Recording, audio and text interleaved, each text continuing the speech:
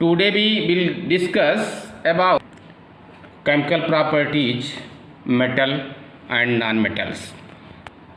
आज हम डिस्कस करेंगे मेटल और नॉन मेटल के केमिकल प्रॉपर्टीज पर। पहला डिस्कशन हमारा है वैलेंसी इलेक्ट्रॉन पर। मेटल के केस में आप देखें कि atom of metal usually have 1, 2 or 3 electron in their outermost shell. The less is the number, the more active is the metal।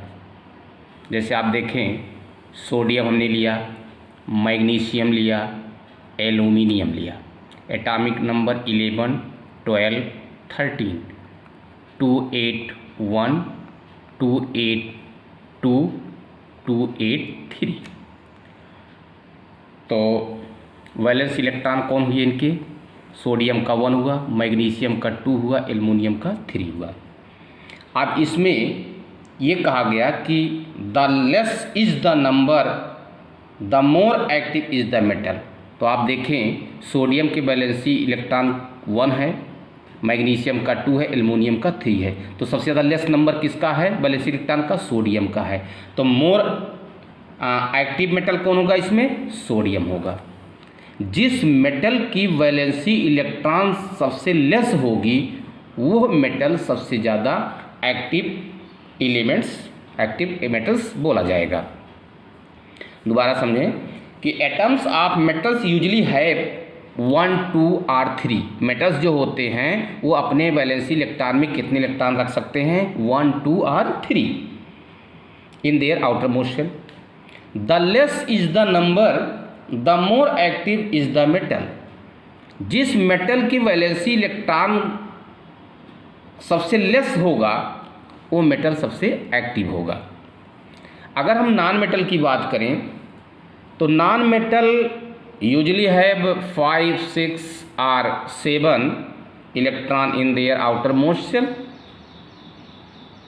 For example आप जैसे नाइट्रोजन ले लें, ऑक्सीजन ले लें, फ्लोरीन ले लें, 7, 8, 9, 2, 5, 2, 6, 2, 7 नॉन मेटल हैं ये, नाइट्रोजन, ऑक्सीजन, फ्लोरीन। इनकी वैलेंसी इलेक्ट्रॉन कितनी है? नाइट्रोजन की 5 है, ऑक्सीजन की 6 है और फ्लोरीन की 7 है। तो ये देखा गया कि the more is the number the more active is the non metal. अब इसमें आप देखें कौन सा ऐसा नॉन मेटल है जिसकी वैलेंसी इलेक्ट्रॉन सबसे ज़्यादा है। तो हमने देखा कि फ्लोरीन की वैलेंसी इलेक्ट्रॉन सबसे ज़्यादा है। इसका मतलब फ्लोरीन जो है वो सबसे एक्टिव नॉन मेटल होगा। क्लियर हो गया? मेटल नॉन मेटल में डिफरेंस हो गया वैलेंसी इलेक्ट्रॉन के ऑन द बेस पर कि ये कहा गया कि मेटल में जिस मेटल की वैलेंसी इलेक्ट्रॉन सबसे मिनिमम होगी वो मोर एक्टिव होगा, और नॉन मेटल में जिस नॉन मेटल की वैलेंसी इलेक्ट्रॉन मैक्सिमम होगा वो मोर एक्टिव नॉन मेटल होगा। सेकंड है फॉर्मेशन ऑफ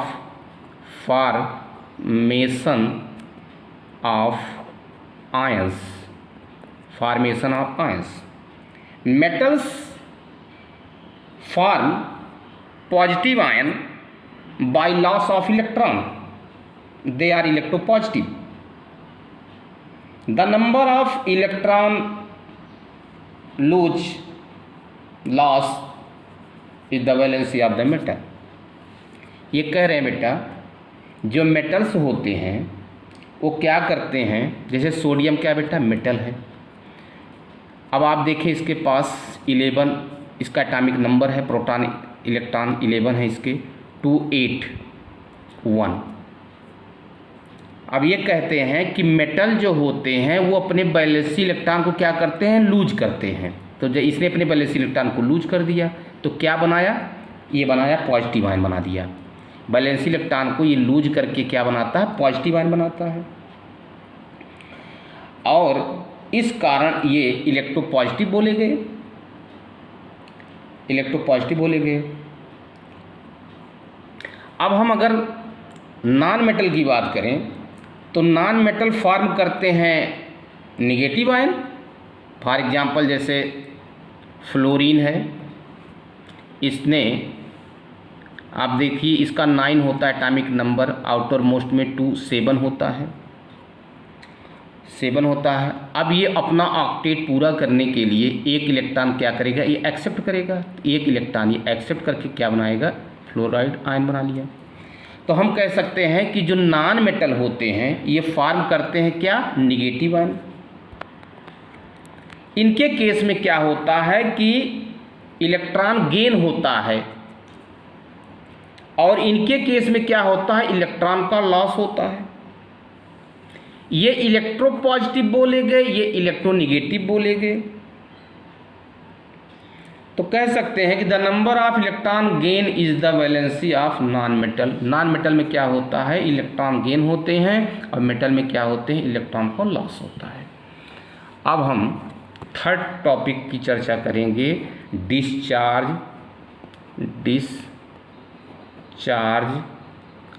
ऑफ आयंस की, डिस्चार्ज ऑफ आयन की बात करेंगे। मेटल के केस में आप देखें, मेटल के केस में कि these are discharge at the cathode during the electrolysis of the compound. For example जैसे हमने लिया सोडियम क्लोराइड ले लिया, हमने सोडियम क्लोराइड ले लिया, दोनों का केस समझ लें आप, नॉन मेटल, इसका भी डिस्चार्ज ऑफ आयन की बात करते हैं। जब आप इसके एक्वस सॉल्यूशन में इलेक्ट्रिक करंट पास करते हैं तो ये डिसोसिएट हो जाते हैं। ये कैटायनिक भाग हो गया और ये एनायनिक भाग हो गया, इसे एनायन कहते हैं।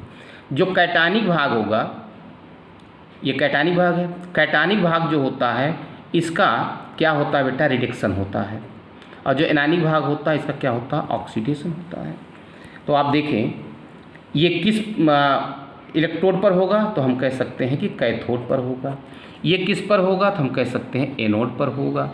जैसे अब आप देखें कैथोड जो प्लेट है उस पर जो रिएक्शन हो रहा है Na+ है, ये क्या करेगा, एक इलेक्ट्रॉन को एक्सेप्ट करके Na बनाएगा। अब आप देखिए +1 से वैलेंसी कितनी होगी, 0 हो गई, अर्थात ये आयन क्या हो गए, डिस्चार्ज हो गए, न्यूट्रल हो गए। ये आयन से क्या हो गए, न्यूट्रल हो गए, अर्थात डिस्चार्ज हो गए। Cl- है, ये एनोड प्लेट पर हो रहा है, इसने क्या किया, Cl- एक इलेक्ट्रॉन इसने लूज किया, एक इलेक्ट्रॉन अगर ये लूज करेगा तो इस पर वैलेंसी 0 आ जाएगी। तो -1 से क्या हो गई, ये 0 हो गई, -1 से क्या हो गई, 0 हो गई। ये क्या था, एनायन था, ये क्या हो गया, न्यूट्रल हो गया, ये न्यूट्रल हो गया, तो अर्थात डिस्चार्ज हो गया। तो हम कह सकते हैं कि मेटल के केस में ये मेटल है और ये क्या है, नॉन मेटल है। एक कंपाउंड के ऑन द बेस हमने आपको समझाने की कोशिश की कि जो मेटल्स होते हैं बेटा वो these are discharge at the cathode. वो किस पर डिस्चार्ज होते हैं, कैथोड पर होते हैं। देखें मेटल किस पे डिस्चार्ज हो रहे हैं, कैथोड पर होते हैं। During the electrolysis of their compound, जब इनके कंपाउंड को हम इलेक्ट्रोलाइसिस करते हैं तो जो मेटल होते हैं वो कैथोड पर डिस्चार्ज होते हैं। फॉर एग्जांपल हमने आपको दिया। जो नॉन मेटल्स होते हैं वो लिबरेट होते हैं, क्योंकि गैसें क्या होती हैं, लिबरेट होती हैं eight the anode during electrolysis. आप देखें इसके केस में आप देखें ये लिबरेट हो रहा है, किस पर हो रहा है, एनोड पर हो रहा है। यहाँ पे देखें एनोड प्लेट की अगर हम बात करें तो क्लोरीन जो है, अब ये न्यूट्रल हो गया तो क्लोरीन रिएक्ट होकर क्या बना लिए, क्लोरीन गैस बना लिए। तो ये क्लोरीन गैस जो है एनोड पर पास हो रही है। तो नॉन मेटल जो होते हैं वो लिबरेट होते हैं एनोड पर ड्यूरिंग इलेक्ट्रोलाइसिस, फॉर एग्जांपल ये, और जो मेटल्स होते हैं वो एनोड पर कलेक्ट होते हैं, फॉर एग्जांपल ये। अब हम चर्चा करेंगे एटमॉसिटी की,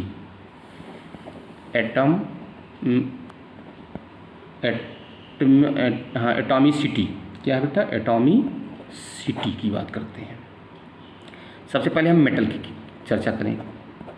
उसके बाद नॉन मेटल की करेंगे, उसके बाद नॉन मेटल करेंगे। ये देखें मेटल्स क्या हैं कि जो मॉलिक्यूल्स के मेटल्स होते हैं वो कह सकते हैं कि वेपर स्टेट में तब आते हैं जब प्रायः मोनो एटॉमिक होते हैं। तो molecules of metals in vapour state are usually monoatomic. Molecules जो मेटल के मॉलिक्यूल्स होते हैं वेपर स्टेट में कब होंगे, जब वो क्या होते हैं, मोनोएटॉमिक कंडीशन में होते हैं, तभी वो वेपराइज होते हैं। हम नॉन मेटल की अगर बात करें तो molecules of non metal in the vapour state are usually polyatomic. Polyatomic मतलब होता है उसमें कई एटम्स होते हैं, एक्सेप्शन इसमें है बेटा, इनर्ट गैस इसमें नहीं इंक्लूड किया गया है, एक्सेप्शन केस होता है इनर्ट गैस। अब हम बात करेंगे नेचर ऑफ ऑक्साइड की, थर्ड हमारी। अब हम डिस्कस करेंगे nature of oxide, fifth point है। आप देखें बेटा जो मेटल्स होते हैं उनके ऑक्साइड जो होते हैं वो बेसिक नेचर के होते हैं, जैसे सोडियम का ऑक्साइड है, कैल्शियम का ऑक्साइड है, मैग्नीशियम का ऑक्साइड है, आयरन का ऑक्साइड है, कॉपर का ऑक्साइड है। और ये जो मेटल के ऑक्साइड होते हैं ये डिजॉल्व इन वाटर होते हैं, डिजॉल्व इन वाटर होते हैं। तो हम ये कहते हैं कि oxide of metals are usually basic.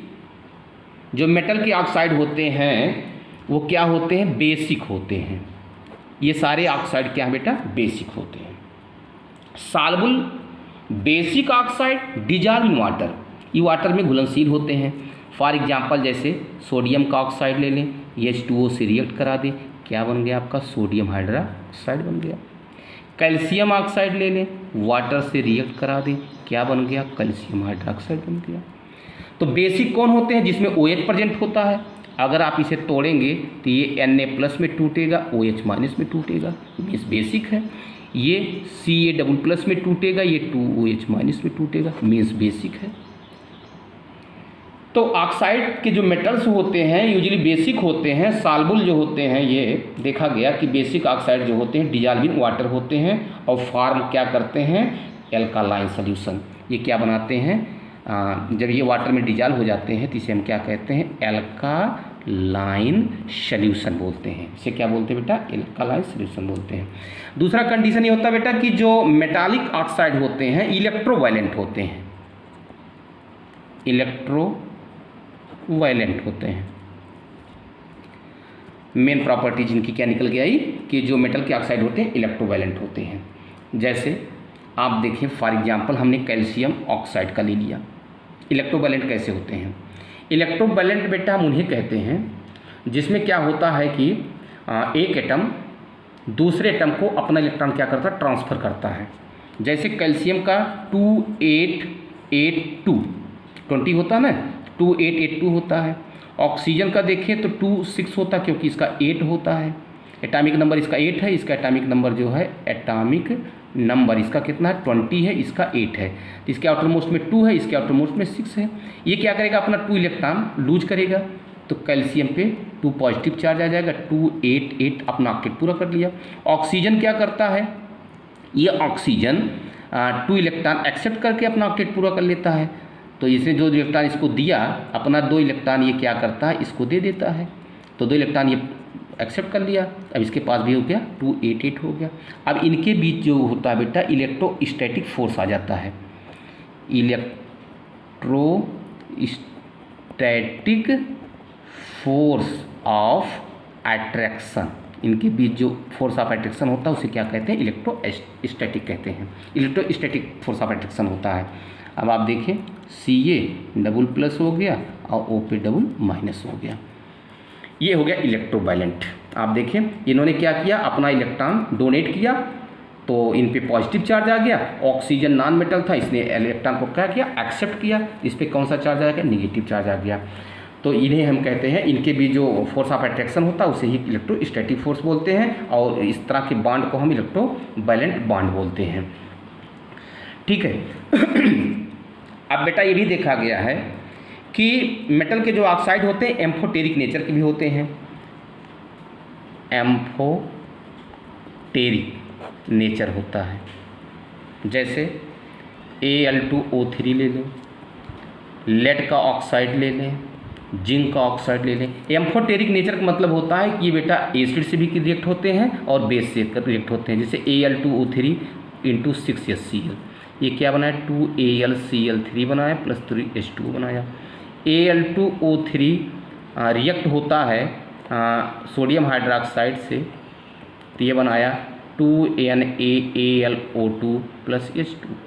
ये बनाता है एल्युमिनियम क्लोराइड, बनाता है सोडियम मेटा एल्युमिनियम बनाता है। देखिए एसिड से भी रिएक्ट कर रहा है, बेस से भी रिएक्ट कर रहा है। तो ऐसे ऑक्साइड के मेटल ऑक्साइड को हम क्या कहते हैं, एम्फोटेरिक कहते हैं। एक चीज़ और आई बात सामने कि जो मेटल के ऑक्साइड होते हैं एसिडिक होते हैं, एसिडिक होते हैं। और जो कि आपने इसके पहले देखा कि मेटल के जो ऑक्साइड होते हैं वो बेसिक होते हैं। यहाँ एक एक्सेप्शन केस क्या निकल के आया कि मेटल के ऑक्साइड एसिडिक होते हैं, एसिडिक ऑक्साइड होते हैं।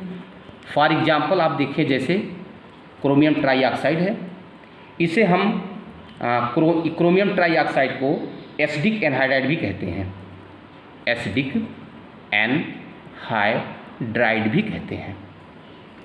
सेकंड है Mn2O7, मैग्नीज का ऑक्साइड है, ये भी एसिडिक ऑक्साइड है।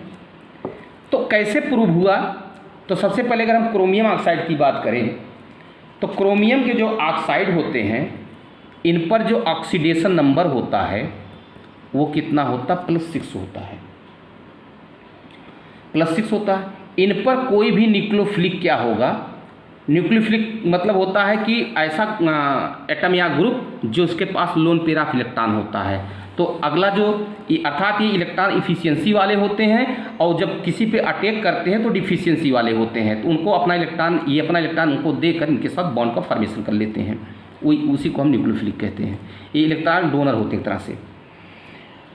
और ये करते क्या हैं, ये देखा गया कि जैसे आपका एल्कोहल है C2H5OH, ये क्रोमियम का जो ऑक्साइड होता है इसे कन्वर्ट कर देता है एल्डिहाइड में। ये एल्कोहल है, एल्कोहल है और ये एल्डिहाइड है, तो एसिडिक नेचर है। एसिडिक नेचर हम कह सकते हैं कि chromium trioxide has an acidic group centre plus have +6 oxidation number when can be attacked by A nucleophilic group. This is so chromium trioxide carries out the oxidation of an alcohol to an aldehyde। यहाँ पे देखिए बेटा manganese का oxide जो होता है, आप कहते हैं मेटल के ऑक्साइड बेसिक है, लेकिन यहाँ पे क्या है, एसिडिक नेचर दिखा रहे हैं। ये क्यों एसिडिक नेचर दिखा रहा है, क्योंकि ये मैक्सिमम ऑक्सीडेशन नंबर शो करता है, कितना, +7। तो हम कह सकते हैं कि मैंगनीज का oxide is in +7 oxidation state and manganese maximum oxidation stage +7, hence it is acidic nature। अब चर्चा करेंगे नॉन मेटल की। नॉन मेटल में जो होते हैं बेटा, नॉन मेटल के जो ऑक्साइड्स होते हैं वो एसिडिक होते हैं। अब जैसे आप देखें कार्बन है, सल्फर है, नाइट्रोजन है, फास्फोरस है, ये क्या है, ये नॉन मेटल है। ये क्या है, नॉन मेटल है। अब आप देखिए कार्बन डाइऑक्साइड बनाता है, ये सल्फर डाइऑक्साइड सल्फर ट्राईऑक्साइड बनाता है, ये नाइट्रोजन ट्राईऑक्साइड नाइट्रोजन पेंटाऑक्साइड बनाता है, ये फास्फोरस ट्राईऑक्साइड फास्फोरस पेंटाऑक्साइड बनाते हैं। ये सभी क्या हैं, एसिडिक नेचर वाले हैं। कैसे प्रूव करें आप, देखिए जैसे कार्बन डाइऑक्साइड को वाटर से रिएक्ट करा दो, क्या बनाया, H2CO3 कार्बोनिकल बनाया। ये अगर वाटर में इसे डिजॉल्व करोगे टूटेगा किसमें, 2H+CO3 में। 2H+ प्रोड्यूस कर रहा है ना, मीन्स क्या है, एसिडिक है, एसिडिक है। आप कोई भी ले लें, आप सल्फर ट्राईऑक्साइड ले लें, H2O से रिएक्ट करा दें, क्या बन गया आपका, H2SO4 बन गया। ये वाटर में डिजॉल्व हुआ, क्या बना, 2H+SO4 क्या प्रोड्यूस किया, H+ बना, इस मतलब एसिडिक है, ठीक है। और मेटल के जो नॉन मेटल के ऑक्साइड जो होते हैं बेटा वो न्यूट्रल भी होते हैं, न्यूट्रल भी होते हैं। न्यूट्रल में कौन है, जैसे कार्बन मोनोऑक्साइड है, नाइट्रिक ऑक्साइड है, नाइट्रस ऑक्साइड है, आपका वाटर है, ये सभी क्या होते हैं, ये नॉन मेटल होते हैं। अब 6 पॉइंट की बात करते हैं हम, रिएक्शन विद एसिड्स। जो मेटल्स होते हैं वो एसिड से रिएक्ट करते हैं। इसमें बेटा 2 कंडीशन है। जो इलेक्ट्रोकेमिकल सीरीज बनाई गई है, इलेक्ट्रोकेमिकल सीरीज में जो हाइड्रोजन है उसके जो ऊपर मेटल हैं वो सभी क्या करते हैं, एसिड से रिएक्ट करके हाइड्रोजन को बाहर कर देते हैं। जो हाइड्रोजन से नीचे रखे गए हैं अर्थात ये मोर रिएक्टिव मेटल हैं, और ये less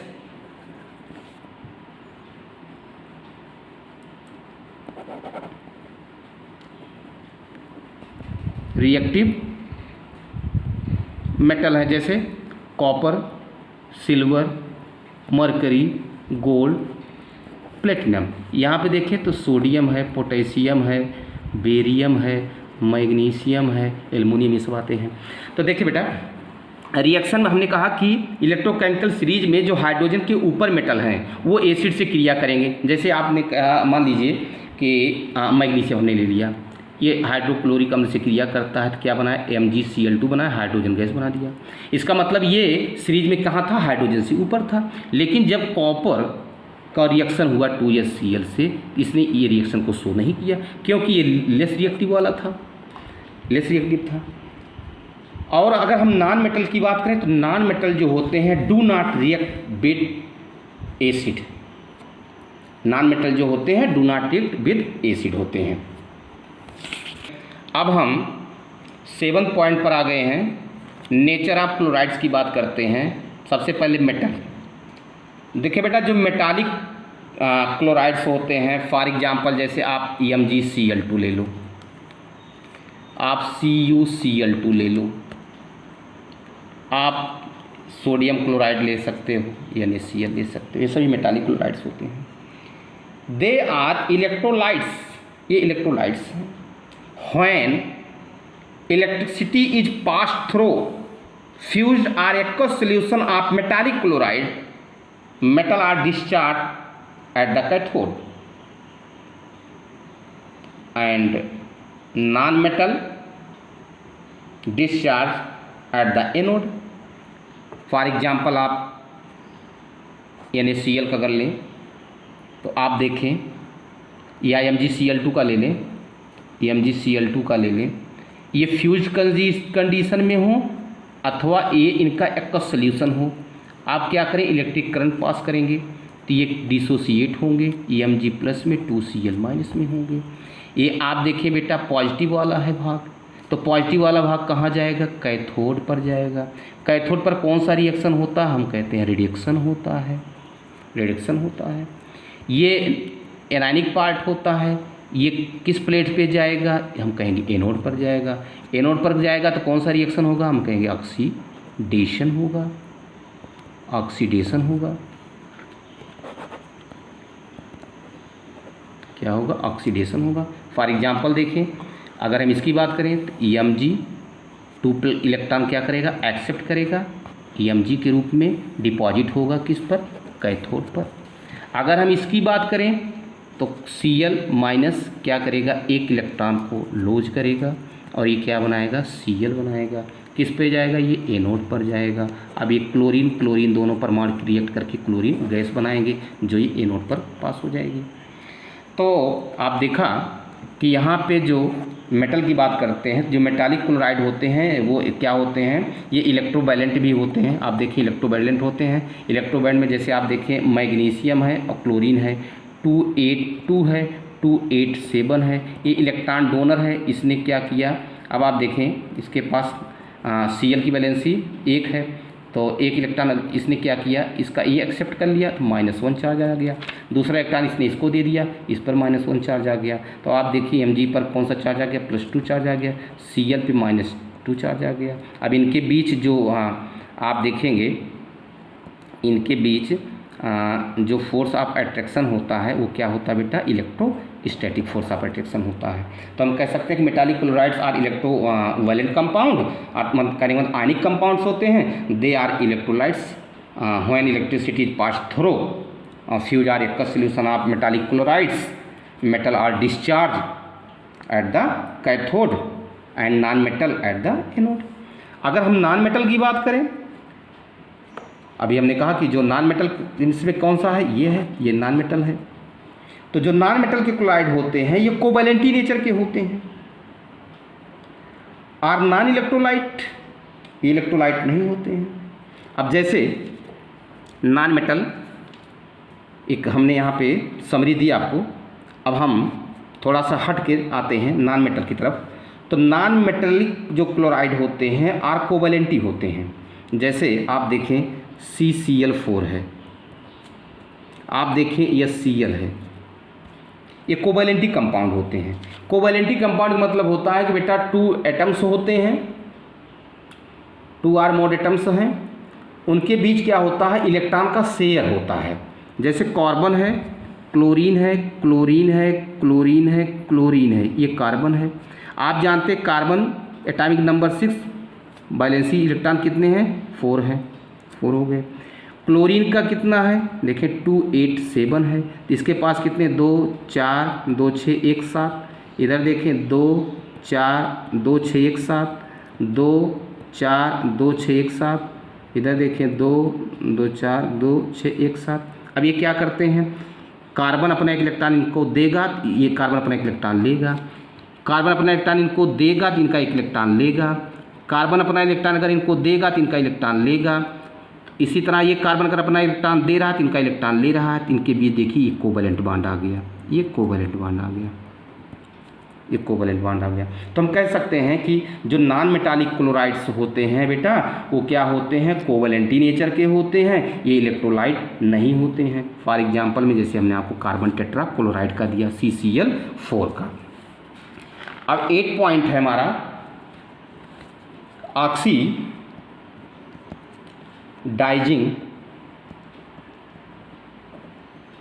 and reducing properties, oxidising and reducing properties. अब जैसे मेटल की बात कर लें हम सबसे पहले, आप जानते हैं कि मेटल्स जो होते हैं ये आयनाइज कब होते हैं, जब लॉस ऑफ इलेक्ट्रॉन, जब अपने इलेक्ट्रॉन का लॉस करते हैं, हैंस रिड्यूसिंग एजेंट। और इन्हें हम क्या कहते हैं, रिड्यूसिंग एजेंट कहते हैं। जैसे फॉर एग्जांपल आप देखो बेटा, सोडियम है, सोडियम क्या किया, 2 8 1 है, इसने अपना एक इलेक्ट्रॉन लूज कर दिया, कितना हो गया, 2 8 हो गया। इसका बैलेंस ऑक्सीडेशन नंबर कितना था, 0 था, यहाँ कितना हो गया, +1 हो गया। 0 से +1 हो गया, 0 से क्या हो गया, +1 हो गया। मतलब ऑक्सीडेशन आप देखें 0 से +1 हो रहा है, यहाँ प्लस एक इलेक्ट्रॉन कर दें आपको। तो 0 से +1 बैलेंसी क्या हो रही है, इंक्रीज कर रही है। जब बैलेंसी इंक्रीज होती है तो हम क्या कहते हैं, ऑक्सीडेशन हो रहा है। 0 से +1 हो रहा है ना, मीन्स बैलेंसी इंक्रीज हो रही है, तो मीन्स ऑक्सीडेशन हो रहा है। और जिसका बेटा ऑक्सीडेशन होता है वो क्या होता है, वो रिड्यूसिंग एजेंट होता है। वो क्या होता है, रिड्यूसिंग एजेंट होता है। इसका मतलब ये क्या है, रिड्यूसिंग एजेंट होता है। अगर हम नॉन मेटल की बात करें तो इसमें हम कह सकते हैं कि they ion by gain of electron and hence are oxidizing agent. जैसे आप फॉर एग्जांपल ले लें, फ्लोरीन है, फ्लोरीन क्या है, 2 7 है, 2 7 है। इसने क्या किया, एक इलेक्ट्रॉन को इसने अगर एक्सेप्ट कर लिया है तो क्या बना है, F पे माइनस चार्ज आ गया, माइनस चार्ज आ गया। आप देखिए ये 0 था, ये -1 हो गया। 0 से -1 वैलेंसी क्या होगी, घट गई, वैलेंसी क्या हो गई, डिक्रीज कर गई। इसका मतलब इसका क्या हो गया, इसका रिडक्शन हो गया। क्या हो गया, रिडक्शन हो गया, वैलेंसी डिक्रीज हो गया। और जिसका रिडक्शन होता है उसे क्या कहते हैं बेटा, ऑक्सीडाइजिंग एजेंट कहते हैं, उसे हम ऑक्सीडाइजिंग एजेंट कहते हैं। अब हम लास्ट चर्चा करते हैं, लास्ट टॉपिक हमारा है nature of hydride. Nature of hydrides, nature of hydrides की बात करते हैं। बेटा जो मेटल्स होते हैं डू नॉट फॉर्म हाइड्राइड्स, यदि बना भी लेते हैं तो वो कह सकते हैं कि वो स्टेबल नहीं होते हैं।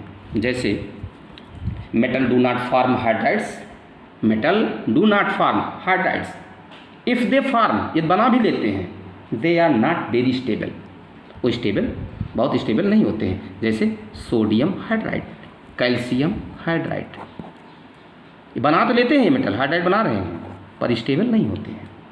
अगर हम नॉन मेटल की चर्चा करें, नॉन मेटल की चर्चा करें, जस्ट अपोजिट होता है, non metal form quick stable hydride, for example CH4, water, ammonia, ये सभी क्या होते हैं, क्विक स्टेबल होते हैं।